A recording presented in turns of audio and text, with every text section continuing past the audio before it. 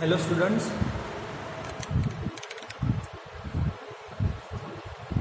આજે આપણે quadratic bearing વિશે વાત કરીશું. લાસ્ટ ટાઈમ આપણે જોયું હતું ફૂલ સર્કલ બેરિંગ. ફૂલ સર્કલ બેરિંગ માટે પણ આપણે એક અંદર સ્કેચ દોર્યું હતું. સ્કેચની અંદર આપણે સમજ્યા હતા કે આપણે જે ફૂલ સર્કલ બેરિંગ છે જેને આપણે પૂર્ણભૂત બેરિંગ તરીકે ઓળખીએ છીએ, તો એનું મેઝરમેન્ટ કઈ રીતે હોય છે, બરાબર. હવે આજે આપણે જોઈશું કે ક્વાડ્રેન્ટલ જે બેરિંગ છે એ આપણે કઈ રીતે મેઝરમેન્ટ લેતા હોઈએ છીએ, બરાબર. એના પછી અલગ અલગ આપણે અંદર ટોપિક જોઈશું. પણ એ પહેલા લાસ્ટ ટાઈમ આપણે જે જોયું હતું એટલે કે ફૂલ સર્કલ બેરિંગ કોને કહેવાય, એ કઈ રીતે મેઝરમેન્ટ આપણે લેતા હતા, તો એક વખત આપણે રિવિઝન કરી લઈશું. કેમ કે બંને મેથડ અલગ અલગ છે, બરાબર. ઘણી વખત એક્ઝામ્પલની અંદર તમને ક્યુબી માંથી 30 સુધી ફાઇન્ડ કરવાનું કીધું હોય, જે આપણે પાછળ કોષ્ટક જોઈશું, તો એની અંદર તમને કેલ્ક્યુલેશનમાં તકલીફ પડશે, બરાબર. તો નંબર 1 આપણને ખબર જ છે કે north, south, east and west, બરાબર. નંબર 1 પાર્ટ, નંબર 2, નંબર 3 અને નંબર 4 આપણે જે આ શરતમાં આને વહેંચેલું છે, જે આપણે 10th ની અંદર મેથ્સ ની અંદર તમે શીખ્યા હશો. હવે વાત કરીએ આપણે ફૂલ સર્કલ બેરિંગ કે પૂર્ણભૂત બેરિંગ. પૂર્ણભૂત બેરિંગની અંદર આપણે શું શીખ્યા કે કોઈ પણ મેઝરમેન્ટ લેવાનું હોય, ચાહે એબી લાઈન હોય, એસી લાઈન હોય, એબી હોય કે એએફ હોય, આપણે શરૂઆત હંમેશા નોર્થ ડાયરેક્શનથી જ કરવાની રહેશે. જે રીતે કે આપણે એસી લાઈન મેઝર કરવી છે તો નોર્થ ડાયરેક્શનથી આપણે ક્લોકવાઇઝ ડાયરેક્શનમાં મૂવમેન્ટ કરીશું અને અહીંથી અહીં સુધીનો એટલે કે આ જે એંગલ આપણને જોવા મળે છે એ કેટલું થશે એ આપણને WCB ની અંદર મળશે, બરાબર. એ આપણે વસ્તુ જોઈ હતી અને હંમેશા આપણે ક્લોકવાઇઝ ડાયરેક્શનમાં મૂવમેન્ટ કરવાની રહેશે, બરાબર. હવે વસ્તુ જોઈએ કે ક્વાડ્રેન્ટલ બેરિંગ, જેને આપણે ગુજરાતીમાં વૃત્તપાત બેરિંગ તરીકે ઓળખતા હોઈએ છીએ, બરાબર. આ બેરિંગની અંદર હવે શું સમજવાનું છે તો એ જોઈએ. તો આ બેરિંગની અંદર આપણને કહેવામાં આવ્યું છે એ જોઈએ પહેલા. તો આ જે પદ્ધતિ છે એની અંદર સર્વેક્ષણ રેખાનું ચુંબકીય બેરિંગ ઉત્તર કે દક્ષિણ દિશા, બરાબર, કે જે દિશા સર્વેક્ષણ સાથે નજીક આવેલી હોય ત્યાંથી ઘડિયાળના કાંટાની દિશામાં અથવા તો ઘડિયાળના કાંટાની વિરુદ્ધ દિશામાં આપણે મેઝરમેન્ટ લઈશું. એને કહીએ છીએ આપણે વૃત્તપાત બેરિંગ, બરાબર. જેની અંદર 0 to 90 સુધીનું મેઝરમેન્ટ હશે.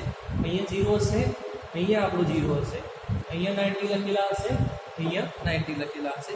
એકવાર ફરી સમજાવી દઉં કે આ જે મેથડ છે એની અંદર નોર્થ અને સાઉથના રેફરન્સથી આપણે મેઝરમેન્ટ લેવાના છે.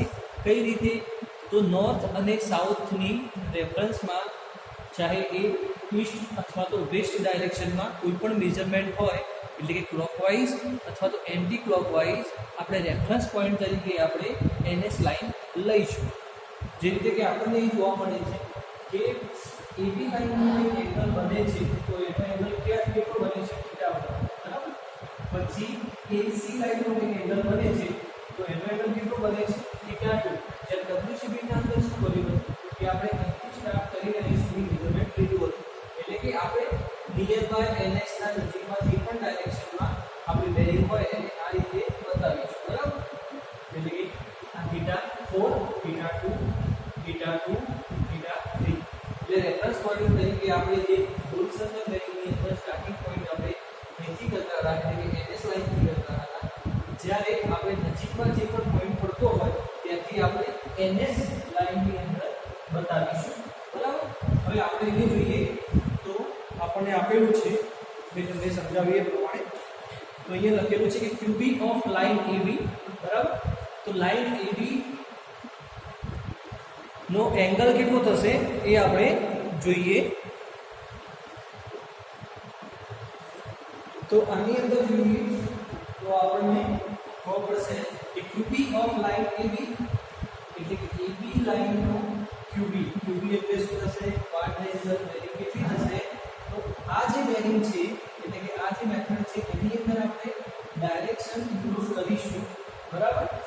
કેમ કે આમાં શું છે, નજીકમાં આપણને જ્યાં અનુકૂળ આવશે ત્યાંથી આપણે વેલ્યુ લેવાના છે. ત્યારે એબીસીડીમાં શું હતું કે સ્ટાર્ટિંગ પોઈન્ટ એન્ટ્રી કરીશું, ચાહે કોઈ પણ ડાયરેક્શન આપણે કોઈ પણ ચલણમાં આપણું મેઝરમેન્ટ હોય આપણને મળી જશે. એટલે ડાયરેક્શનનો ઉપયોગ નહોતા કરતા, આમાં આપણે કરવું પડશે.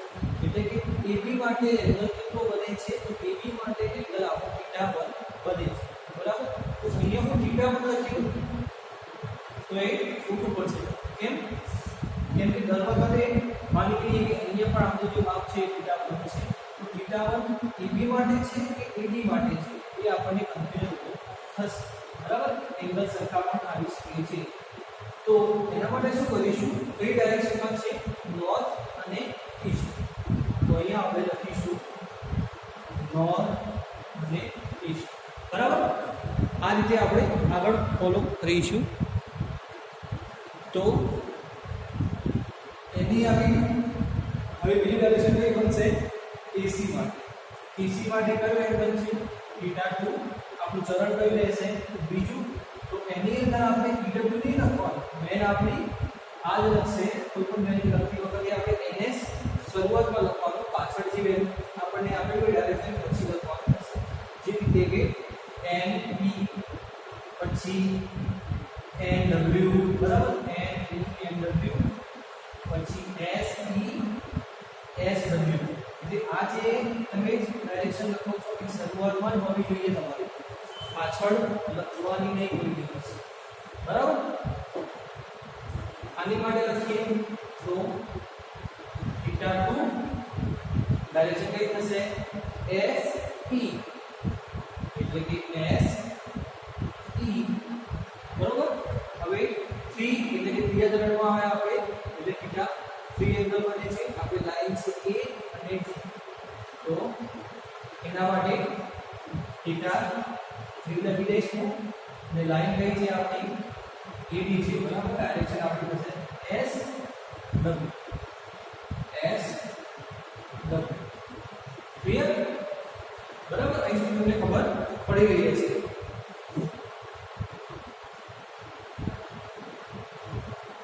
બરાબર?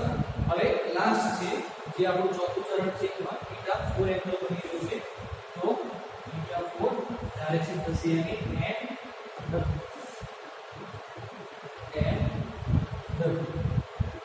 બરાબર? આ વસ્તુ આપણે હાલ કેલ્ક્યુલેટ કરી રહ્યા છીએ. એ છે QB માટેની કેલ્ક્યુલેશનની મેથડ, બરાબર? એકવાર ફરી જોઈ લો કે શું કર્યું આપણે આની અંદર, બરાબર? કંઈ ખાસ નથી, એક વખત હું રિવિઝન કરી દઈશ પછી આપણે આગળ જઈએ પુસ્તક તરફ. તો સૌપ્રથમ આપણને કોઈ પણ વેલ્યુ આપેલી હોય, ક્વાડ્રેન્ટલ બેરિંગથી ફાઇન્ડ કરવાનું હોય એક્ઝામ્પલ, બરાબર? એ વખતે આપણી વેલ્યુ આ રીતે થશે, એટલે કે નોર્થ ડાયરેક્શનથી કેટલું છે અથવા તો સાઉથ ડાયરેક્શનથી કેટલું છે, બરાબર? ઈસ્ટ ઓર વેસ્ટ ડાયરેક્શનની અંદર. તો આપણે જોઈ શકીએ છીએ કે θ1, θ2, θ3, θ4 આપણને આપેલું છે. પછી આપણે એક્ઝામ્પલની અંદર આવું લખવાનું થશે કે QB of line AB. AB માટે QB કેટલું છે, તો θ1, પણ એની સાથે સાથે ડાયરેક્શન લખીશું. એ રીતે QB માટે લાઇન AC માટે θ2, પણ એની સાથે સાથે આપણે ડાયરેક્શન લખીશું. પછી ED માટે પણ θ3, એની સાથે આવશે ડાયરેક્શન. પછી આવશે θ4, એની માટે પણ ડાયરેક્શન આપણે લખીશું, બરાબર? હવે નીચે આવશે આપણું રિડ્યુસ બેરિંગ, બરાબર? આ વસ્તુ આપણે પતી ગઈ. એક આ બે અને એક હવે આપણે સ્ટાર્ટ કરી રહ્યા છીએ, બરાબર? આ વસ્તુ આવડી જશે તમને, એક્ઝામ્પલ તમારી માટે એકદમ ઇઝી થઈ જશે. તો રિડ્યુસ બેરિંગને આપણે લઘુરૂપ બેરિંગ પણ કહી શકીએ છીએ.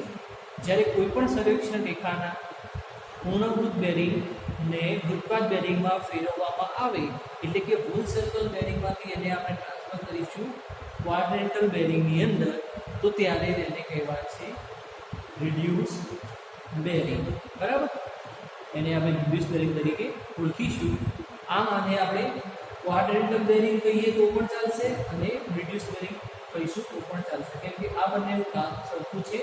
આપણે રિડ્યુસ બેરિંગની જગ્યાએ ઘણી વખત આપણે એક્ઝામ્પલની અંદર ક્વોડ્રેન્ટલ બેરિંગ લખેલું હોય તો પણ આપણી મેથડ સેમ રહેશે, બરાબર.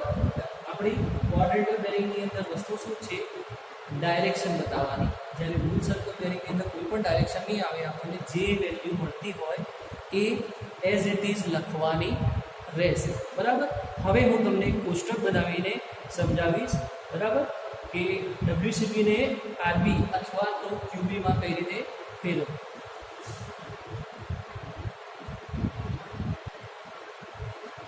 હવે ટેબલની અંદર વાત કરીએ તો આપણે ટેબલ જોઈશું. તો ટેબલની અંદર આપણને જ્યારે વેલ્યુ આપણને આપેલી હોય ડબ્લ્યુસીબીની અંદર, તો એને કન્વર્ટ કેવી રીતે કરવી આરબીમાં, એટલે કે કન્વર્ઝન ઓફ ડબ્લ્યુસીબી ઇનટુ આરબી, બરાબર. જે રીતે કે આપણે એને વેલ્યુ આપી છે 178 ને કરવી હોય આપણે કન્વર્ટ આરબી ની અંદર. આ છે ડબ્લ્યુસીબી, જેની અંદર કોઈ પણ કાર્ય કરવું આપણને ડાયરેક્શન નહીં દેખાય. જ્યારે આની અંદર જે પણ આન્સર આવશે એની આજુબાજુ આપણી ડાયરેક્શન રહેશે, બરાબર. આ સમજવા માટે છે. હવે આપણે જોઈએ કઈ રીતે આ થશે, બરાબર, કેલ્ક્યુલેશન. તો આની અંદર નંબર 1 જોઈએ તો એબી લાઈન, બરાબર, ફિગર આપણે સાથે સાથે જોવાની રહેશે. તો એબી લાઈન જે છે એ ક્યાં આપેલી છે, 0 થી 90 વચ્ચે, એટલે કે 0 90 ડિગ્રી 180 ડિગ્રી 270 ડિગ્રી એન્ડ 360, બરાબર. આને તમે લોકો જાણો છો. તો આપણી જે વેલ્યુ છે એ n અને e ની વચ્ચે આવી રહી છે, બરાબર. લાઈન છે આપણી a b, એટલે એના માટે વેલ્યુ આવશે 0 થી 90 સુધીની, એટલે કે 0 થી 90 સુધીની. એના માટે જ્યારે આપણે રિડ્યુસ વેલ્યુ ફાઇન્ડ કરવી હોય તો એઝ ઇટ ઇઝ જે પણ વેલ્યુ આપેલી હોય એ એના મૂકવાની રહેશે. કઈ રીતે? માની લો કે આ જે એંગલ બને છે એ બને છે આપણો 45 ડિગ્રીનો. એનો જે આન્સર આવશે રિડ્યુસ વેલ્યુમાં એ પણ 45 જ થશે, પણ ખાલી એની સાથે આપણે ડાયરેક્શન ઇન્ક્લુડ કરી નાખીશું n e, બરાબર. પડી ખબર? n અને e, બરાબર. ક્વાડ્રન્ટ અહીં આપણે લખેલું છે, n એ આપણે ડાયરેક્શન જોડી આવશે. આવી n e as it is જે આન્સર હતો ડબ્લ્યુસીબી નો ઇનાઈ રહેશે, એટલે કે 45 હોય તો 45 ના 45 રહેશે. પહેલું ચરણ 0 થી 90, બરાબર, અને એની વેરીએશન. એટલે જો તમને ખબર પડી ગઈ છે. હવે આગળ જોઈએ એસી લાઈન ક્યાં આવેલી છે, સેકન્ડ નંબરના ચરણની અંદર. એસી લાઈન પહેલું ચરણ, બીજું ચરણ. તો એની ડાયરેક્શન આપણી કઈ થશે, પહેલા મેં તમને સમજાવ્યું એ પ્રમાણે એસ અને ઈ ડાયરેક્શન થશે. એની અંદર કેટલી બેરિંગ થાય છે આ લઈ એ આપણને ખબર નથી, બરાબર. તો આપણે શું કરીશું, ડબ્લ્યુસીબી માંથી આરબી ફેરવવાનું છે, બરાબર. ડબ્લ્યુસીબી માટે આપણે શું કરતા હતા, અને ડોટેડ લાઈન છે એ આપણે આના પહેલા જે ફિગર જોઈ હતી લેક્ચરમાં એ વસ્તુ બતાવે છે, બરાબર. ડબ્લ્યુસીબી માંથી આરબી. જ્યારે આ ફિગર ક્યારે જોવાની થશે, એ આરબી માંથી ડબ્લ્યુસીબી. ફિગર સરખી છે પણ ખાલી જોવાનું એટલો છે કે આપણે બધી જે માપ લઈએ છીએ ક્યુબીની અંદર એ આપણે ડબ્લ્યુસીબી ની અંદર અહીંથી લેવાના રહેશે, બરાબર. ફિગર આપણી સેમ જ રહેશે. ઓકે. તો એની અંદર જોઈએ તો આપણે ડબ્લ્યુસીબી ની વાત કરીએ કે ડબ્લ્યુસીબી આપણો કેટલો છે, 180 થી ઓછો રહેશે. કઈ રીતે? જેમ કે આ ચરણની અંદર જે પણ વેલ્યુ હશે, બરાબર, 180 થી ઓછો રહેશે ને, તો જે પણ વેલ્યુ આવે આપણે માની લઈએ કે આની ડબ્લ્યુસીબી ની વેલ્યુ જે છે એ છે 150, બરાબર. 150 આપણે ડબ્લ્યુસીબી મળી ગયું. હવે કરવાનું શું થશે કે આના માટે ઇક્વેશન કયું છે આપણી પાસે કે 180 માઇનસ ડબ્લ્યુસીબી. કેમ 180 કર્યા? કેમ કે 0 થી એટલે કે 90 થી 180 ની વચ્ચે જ્યારે વેલ્યુ હોય આપણી, 90 થી 180 ની વચ્ચે જ્યારે કોઈ પણ વેલ્યુ હોય ત્યારે આપણે શું કરીશું, આ ઇક્વેશનનો ઉપયોગ કરીશું. એટલે કે 180 માઇનસ 150, એટલે આપણો જે આન્સર આવશે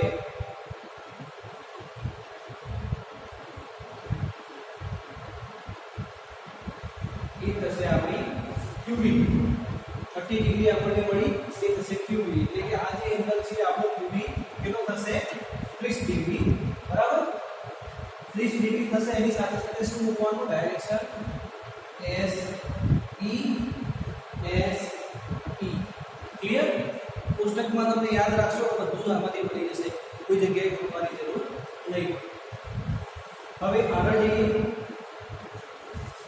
પછી આવશે એડી લાઈન છે આપણી પાસે એના માટે ઇક્વેશન કેટલું છે એટલે કે જ્યારે વેલ્યુ કઈ જગ્યાએ હોય ત્યારે આપણે ઇક્વેશન વાપરવું અને WCB - 180 કે જ્યારે આપણી વેલ્યુ 180 થી 270 ની વચ્ચે હોય એટલે કે 180 થી 270 ની વચ્ચે હોય ત્યારે આપણે WCB - 180 ઇક્વેશન વાપરીશું બરાબર તો આની અંદર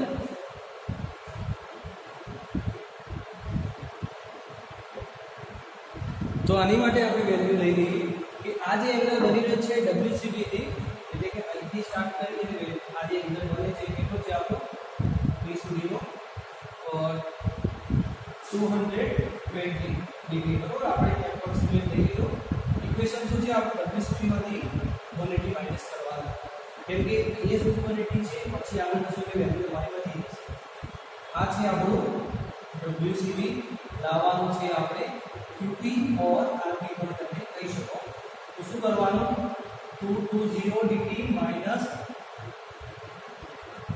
180 એટલે કેટલો આન્સર આવશે આનો 40 ડિગ્રી બરાબર તો 40 ડિગ્રી આપણો આન્સર આવશે એની આપણે ડાયરેક્શન બતાવી દઈશું ડાયરેક્શન કઈ આવશે આપણે સાઈડમાં આપેલી છે S W આ જે વેલ્યુ આવી એ આપણને શું બતાવે છે કે આપણી નોર્થ ડાયરેક્શન થી આ જે એંગલ છે ને એ કેટલો છે 40 નો છે 40 ડિગ્રીનો એંગલ છે આ છે 20 નો છે અહીંથી નહીં બરાબર આપણે NS લાઈન થી આટલો એંગલ થશે કોઈ પણ જાતનો આપણે પેલું ઓછું કહેવાય છે સ્ક્વેર ઉપયોગ કરવાનો નથી ડાયરેક્ટ આપણને મળી જશે એંગલ કે કેટલો થશે હવે આગળ જોઈએ ફોર્થ નંબરનું આપણે ચરણ જોઈએ તો એની અંદર આપણને એમ કીધું છે કે AF લાઈન માટે કયો એંગલ બને છે θ4 તો θ4 ને ફાઇન્ડ કરવા માટે આપણે શું કરવું પડશે તો θ4 ને ફાઇન્ડ કરવા માટે આપણે જોવું પડશે કયું ચરણ છે તો ચરણ છે ચોથું તો એની અંદર 270 થી 360 સુધીની મેઝરમેન્ટ આવશે તો આપણે આ લેવું પડશે એના માટે ઇક્વેશન કેટલું છે કે 360 માઈનસ WCB બરાબર અને એની ડાયરેક્શન કેટલી આવશે N અને W તો એની અંદર જોઈએ આપણે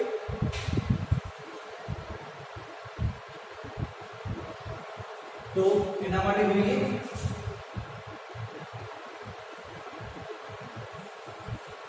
તો એના માટે સેમ ફોર્મેટ WCB આપણને મળશે તો માની લઈએ કે WCB આપણને કેટલો મળે છે 300 તો 300 WCB આપણને મળ્યો